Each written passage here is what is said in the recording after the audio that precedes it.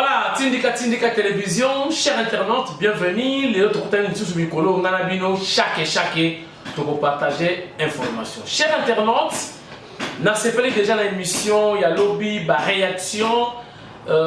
Il est 16h déjà, donc depuis vidéo contacté na moni 7000, pas mal qui nous aura na moni 8000 vues, donc ça va déjà. D'ici 24 heures, vous continuez au tas là, donc madame a 10K et ça va bien. Merci en tout cas pour la fidélité. Vous avez scotché, vous avez conseillé la Tindika, awa takate, awa information, ils allaient à chers internautes, les torchons brillent. Polémique na Kinshasa, balobi chef de l'État Fachi Beton Fumu Waditunga a inauguré chantier où il a régi des eaux. Il était pour poser première pierre, donc à inaugurer Moussa na Yeti. Nalandi Neko Tamba wala kina PPRD na yokina Mawa. Premièrement, à Bosen Mokata Mandefu avant ça la vidéo. Très sale. Donc vraiment, Namawatro. Alobi, première pierre. Mutumususu mutachaki yeye ko inauguré sikoyo ye alingaki nini rambo ya Chine akele ko inauguré na qualité nini. Voilà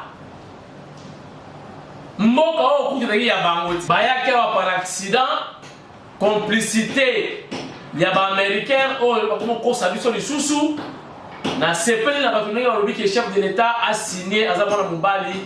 Ayo la risque parce qu'on en a marre avec les Américains.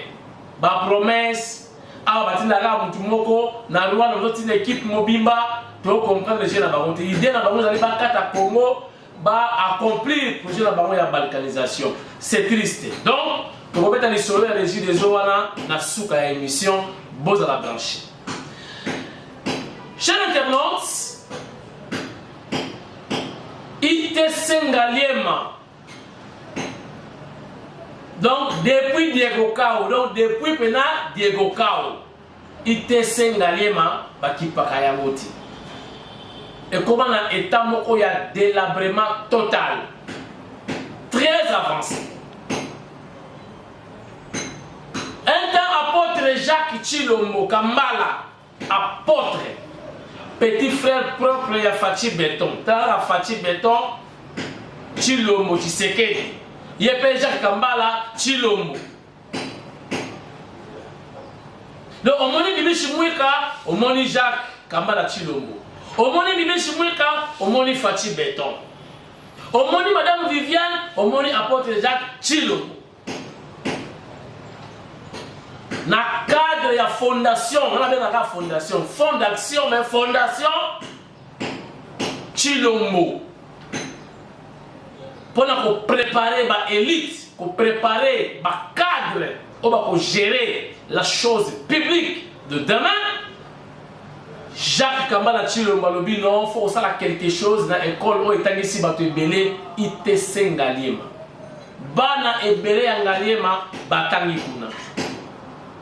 Et ça c'est presque en diagonale dans le lycée Tobomisa et Sika, la première dame à sa la coupe et couture. Dans l'époque nini, bon comprendre. Jacques Kambala a quitté Kouda à Saliba Evre. Bogota Lango na émission ali.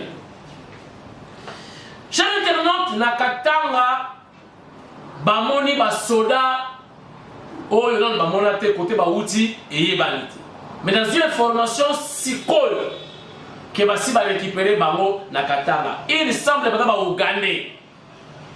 Nazo kamwa ba Ougandais ba na est ba komi ba na katanga ba yengeni. On en parle. Boko Zwali sous extrait à émission Moko ya français avec son excellence Nana Manouanina, la princesse Soukou, ministre de près, le président de la République, a s'exprimé qui na émission Moko na 10e rue de récupérer encore au côté de la Tindika Boyoka Makambu Nana Manouanina Allo. Voilà, chers internautes, émission et bandit. wana ezalaki sommaire ou à la une tobandi na makambo yango mais na bani na olobango na suka na bananga na ebande polémique ebimi na Kinshasa surtout bato ya PPRD au chef de l'État ake koinauguré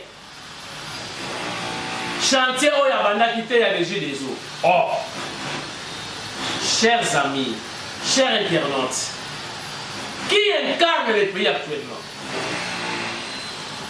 Rambo ya Chine alongwa président. Hier, il a pose la première pierre. Mais il n'est plus aux affaires. Sur quoi il va inaugurer Bakatariba? Bakana Bobenga ya lisusu. Et Salama na mboka nini? Na munitamba. Donc, avant ça, vous ne pas quoi faire. Mang na TikTok. Bilobela Mwanza. Si quoi Salama na mboka nini? Boye bisanga na mboka nini Salama mukonzi akala. Akene ko cha pose la première pierre, il y a chantier moko boye et après il y a le mois président akala il y a le mois qui a inauguré pendant que l'élection c'est Salama. Mais éviter batuna mitu bazaka normal to bakoma bakabesa fudiki. Na éviter bon personne peut-être comprendre. Ce qu'on fait pas ça dans les gens. Parce que nous avons un rambo à Chine, na Kingakati, à qu'on a inauguré, à Katariban, na chantier à Tikaki. Ou bien il y a posé qui Pierre.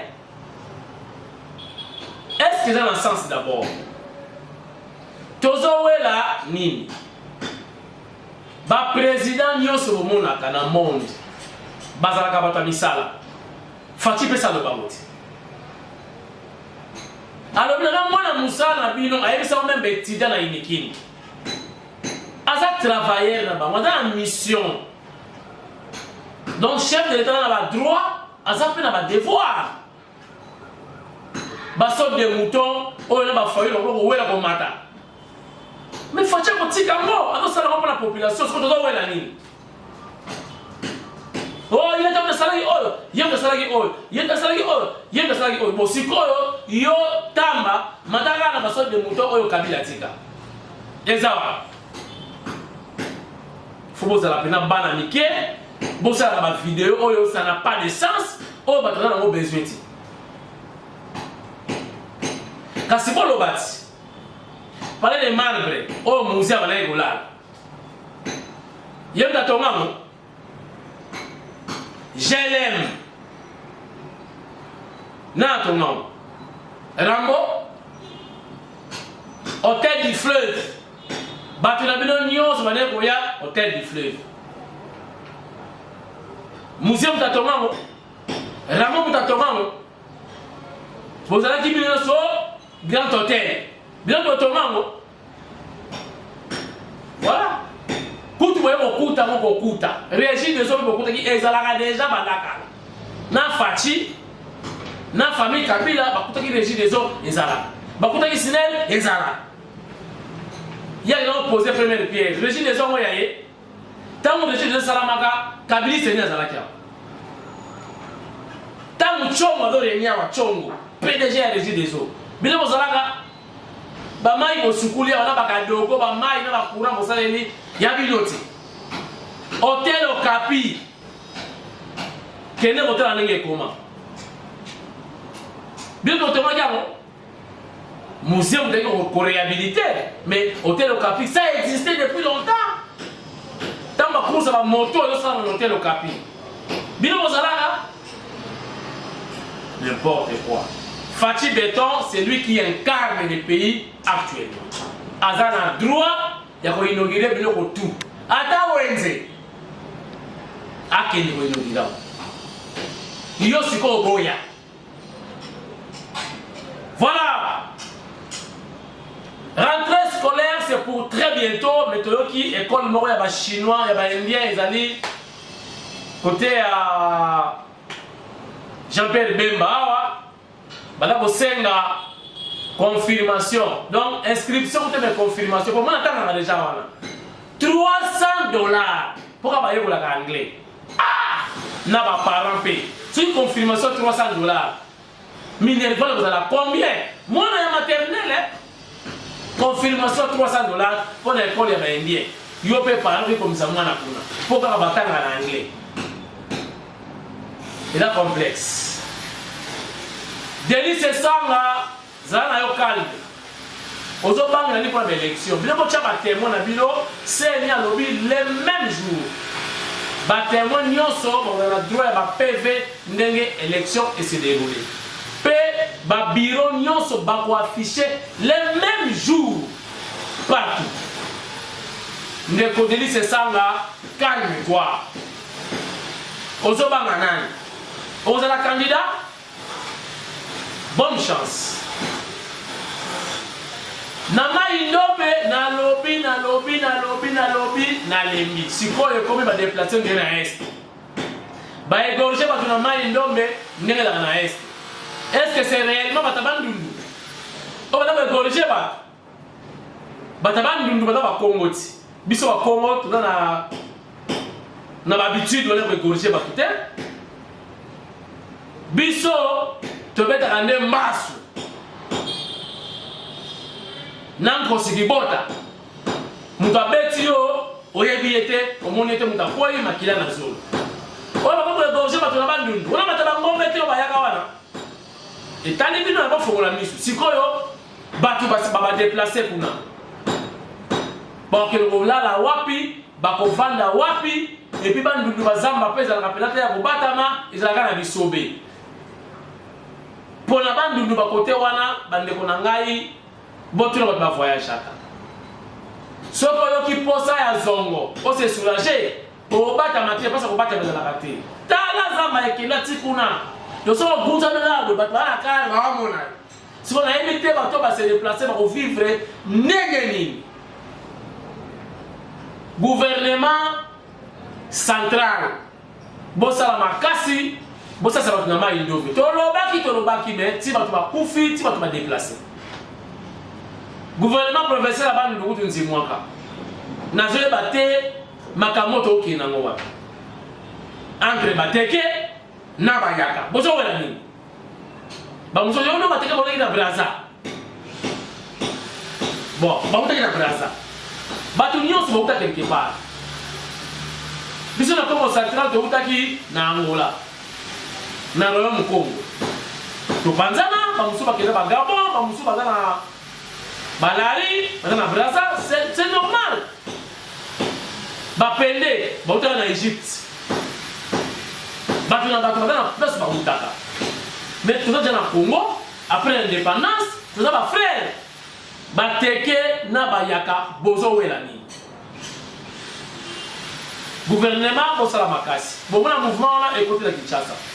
Neti na katanga na Bilitoyo, na katanga bamoni basoda baza suspect. Boyo ka témoignage ya mwana mwasi oyo na lelo na Swahili.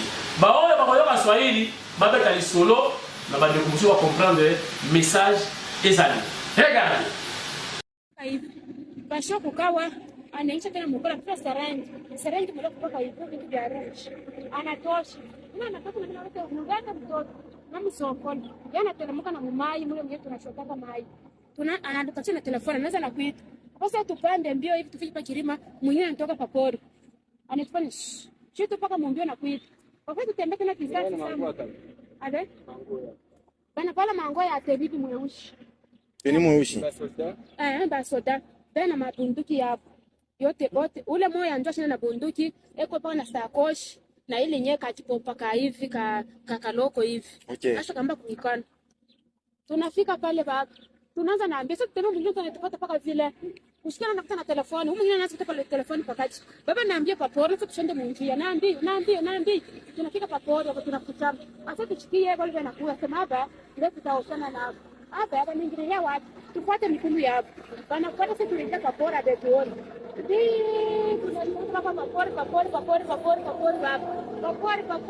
Papori. Tunafika mkibuku na shamba maibwe huko. Asi tutupe macho boba le kushika naita mwenzake sema fie boba malama tuneriweka hako tunariweka tunabapoteshea wanapotelelea paka baturua baba. Sasa murwa paka badeo bien na mzazi murwa naye. Tuko paka hivi baba. Batrua. Bebe arwanjo na mtoto. Na ba famille bien. Comme ça moi muchunge. Umunjo mu sécurité ya nguvu sana. Parce que déjà mukini kumbaya depuis jana na bunduki mwingine na bunduki. Hapa batebe na mabunduki moja shina na bunduki. Jushie jana tutoka kunini huku. Ni kunini huku. Hapana Israel kupita Musoka Ntanda. Tukuta 4 camions ya FRDC. 4 camions ya FRDC jana. Alors déjà partir à kule ndio tu comprendre que non mukini haina bien. C'est que umera anasema mambo ya kweli. Ya kweli. Unashikia mimi ndipata message. Umera anasema mambo ya kweli parce que mi jana riona na manchwangu. 4 camions miranza toka ku Chipaya. Chipaya kule kufika Musoka Ntanda hapa. Musoka Ntanda kukuta ile 4 camions ya FRDC. Maintenant kama mukapata uswati mkolwezi mu problème. Tunayuyaka ni côté. Kama tu Musoka Ntanda kuna kwa dossier kusenge no ba sécurité baningia ba FRDC ni kusema iki kiote iki. Kikumene c'est pourquoi baningira kia kumkongo kolwezi. Hivi umera natokea kusema. Voilà. Balobi na ba Ugandais. Nazo information moko sikoyo ne komoka zali JR, donc garde républicaine, qui vient de me confirmer que Bakangi Batouana Kuna Nakatanga, Bazaba Ougandais. Maintenant, je me demande, je me pose des questions. Bakomi Kuna Nengeni ni Babimeli Wapi Mbalamo, Bakomi Nakatanga, sans que ba repérer Bango, Baza peut véhiculer na Mami Tukamine. Bakomi Kuna Nengeni. Ça devient dangereux. Nabutembo, arme lourde de bêtis. Bunagana kutu kolobate. Mene komi kotakatanga, mouvement suspect comme kuna. Nabandonu, bateke na bayaka. Ça devient très suspect. Bon, on a concentré les bêtis. Ministère ya intérieur, kuna penza batbago fazer. Au Malala. Ministère intérieur au Malala. Makambo e koti na bandundu. Soki pena non sala musala no convenablement. Ne na bandundu lo musala biti. Taba comme na niveau ko to na policier ba. Na éviter on a moins de policiers. Pendant que la Kisasa va partout il y a des policiers. Musala côté kuna sala bidiet. Chers internautes, dans le baki awa réhabilitation. Apôtre Jacques Kambala, petit frère propre à Fatih Beton, Tshisekedi Tshilo. Jacques Kambala Tshilo. Pour préparer ma élite, relève. Pour la lobby, bana batanga kelas, tout dans la cadre ya solo. Oyo bakoza relève ce qui biso to komini bangé. Pour ba lenga nzela ya kelas. Nzela ya formation. Yango apporte les Jacques Tshilo mona cadre. Il y a éducation qualitative. Alors non, appelle ça Mosolo Fondation Tshilombo. Et ça l'isabana ya mboka pour l'obito za na cadre ya bien. Avec Patrick Congo mwana ya Congo. Parmi les conseillers du chef de l'État, présence naye ezalaki na nenga mosakalate. Boyo kabino moko nenge lekaki balobi ba ko réhabiliter école wana mobima institut wana. ITC ngani. Ti ba kosilisa. Rentrer bana balotanga maso konto alo sala. Enta ba ko na maçonnerie. Félicitations, chapeau bas na Jacques Kambala Tshilombo, na cadre de la Fondation Tshilombo, toujours pour soutenir vision du chef de l'État et comment palpable et matériel. Sans plus tarder, Oda Malula, Azalaki sur place, Tindika Bangoni,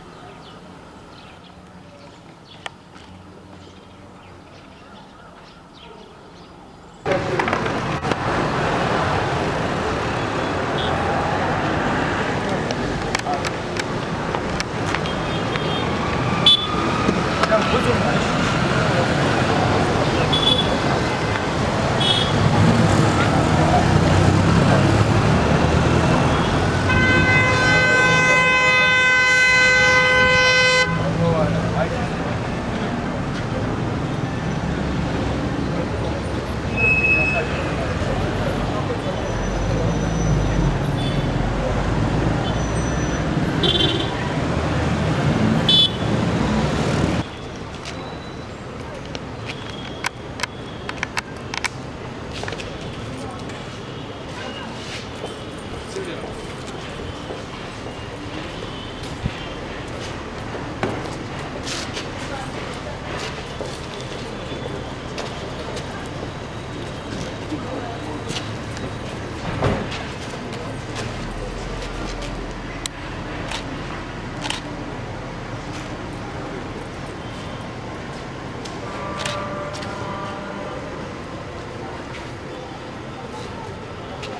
le prochain, accepter que nous puissions vous souhaiter la bienvenue dans notre événement, l'envoyé spécial chef de l'État, avec tout le respect.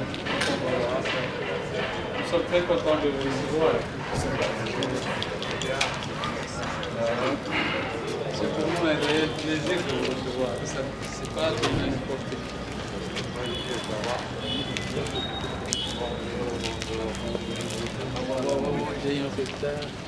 Ce sont des membres de l'école, professeurs, pratiquement depuis l'autre côté, j'ai eu un petit retard.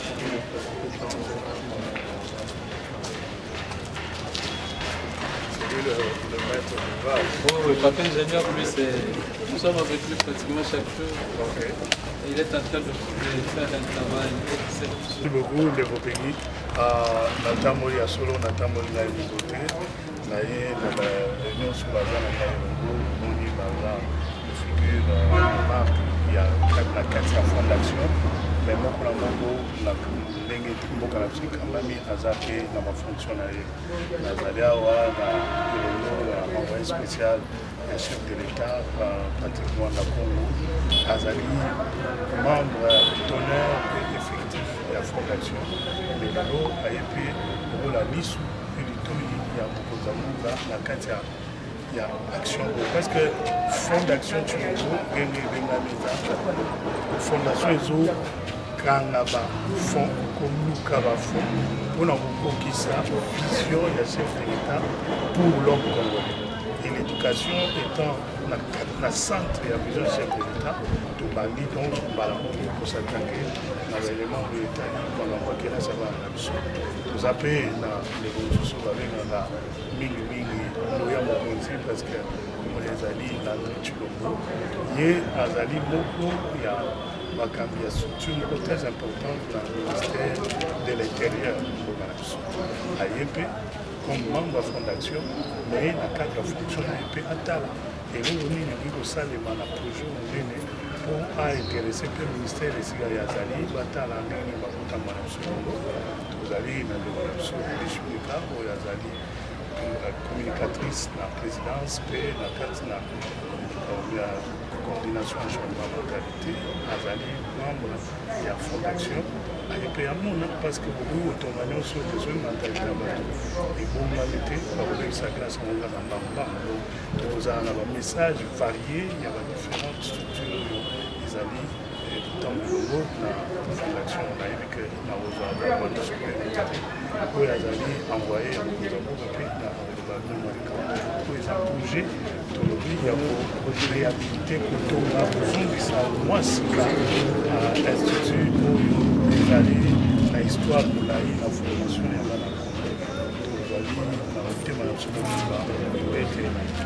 ITC soutient la vie, mais comme nous suspect, on suspect, on fait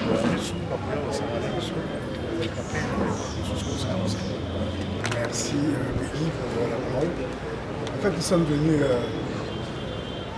voir de nos propres yeux l'état des lieux de l'Institut de Galilée. Franchement, j'ai mal au cœur de voir l'état où les salles de classe se trouvent, très minutieux. Les toilettes, les installations sanitaires à un état déplorable. Normalement, on dit que les enfants doivent aller à l'école pour bien apprendre. C'est vrai, on a des écoles. C'est vrai, le chef de l'État est en train de pousser pour la gratuité de l'enseignement. Mais cette gratuité doit être accompagnée aussi par de bonnes conditions.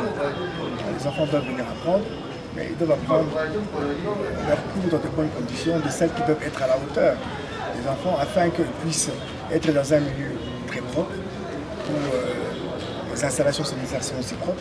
Comme ça, ces enfants ne tombent pas malades dans les écoles. Ça serait quand même un paradigme que les enfants viennent pour apprendre à l'école, mais tombent malades. Pourquoi? Parce que les écoles ne sont pas dans de bonnes conditions pour que leur situation physique, mentale et sanitaire soit dans de bonnes conditions.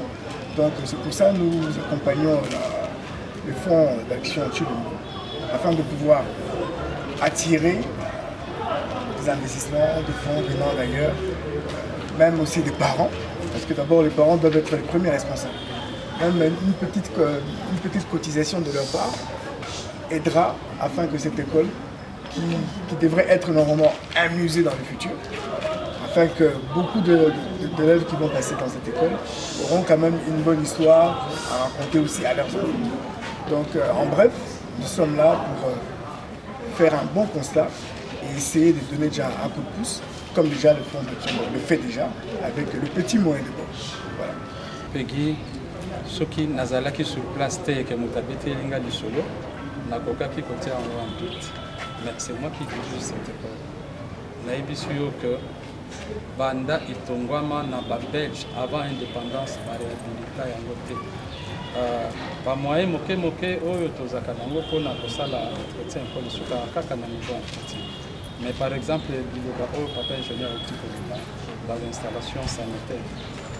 Toi traiter la camisa technologie au Belge batonga na tango bakala traiter nango eza passe ce qui est comme modernisé le col papa Jacques Kambala Chilombo azo salisa misala même entretien que la facile en plus on a baboti année passée tozalaki na à peu près 2100 élèves mais na Katiambo 541 j'insiste 541 élèves presque le quart bakindeki pona nini ko esika kovanda ezaki baba ezalaki te bana bayaki ebele puisque avec la gratuité à l'école primaire oyo mokonzi ya mboka asungi tozwaki mpe bana ebele na niveau na biso mais tokokaki koboya bana te puisque tolingi ke bana banso oyo ya Congo batanga illettré azala te bayaki ebele mais bana baconstate ke esika kovanda ezali te yango wana 541 élèves bakimaki mais na lisungi oyo papa Jacques Kambala Chilombo, président il y a Fonds d'action Chilombo, conseiller principal il y a Mokonzi Nabiso Amboka, papa Fachi, aïe biso baban ezakuya. Donc bana o bakendeki baboti bozongi sabango, baban ezakuya avant rentrer tozala baban. Ba salle de classe ezai kotanga sombule beti moye balakisi batangi sezate to saki tout. Naïf te soki bo retenir ba image, ba tol ezakopeta. Donc les parents qui ont participé à la condition de la montée grâce à papa conseiller principal de Mokonzi Mboka na biso bazongi de Sabana place na bango ekozala papa ekozala bakotanga na condition na beaucoup na kati ya émission na ebisaki bino besoin appelle extrait il y a émission eleki na 10e rue batu ba réclamer yango batu basengi pe na tindika botala mabe ezali nani son excellence Nana Manouani la Kiumba Mfumbuku Moulonge Shiwa Kalasa la princesse Nayebi Sakibino Fachi Beton Mokonziambo Kaza très mystique Yema Kambuya au tribalisme Azala Rakunati ministre près le président Azali ministre Oyo Azak ou assister chef de l'État. Akenda Kapé pour représenter chef de l'État.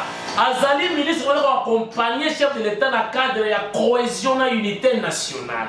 Baba qui s'est lié pe misala mususu na kati ya gouvernement. Pour le marometali ba réforme institutionnelle. Chers internautes, Bayamba qui est dans 10e rue et pas Yassine Afungara. Toyibi yango totina tindika da émission en français et bola nabo yoka la princesse nenge aliataka ba plan nenge la ko défendre valablement le commandant suprême, le magistrat suprême, le chef de l'État Fachi Beton Fumu Walitunga. Sans plus tarder, Oda Malula. Tindika Mamadi.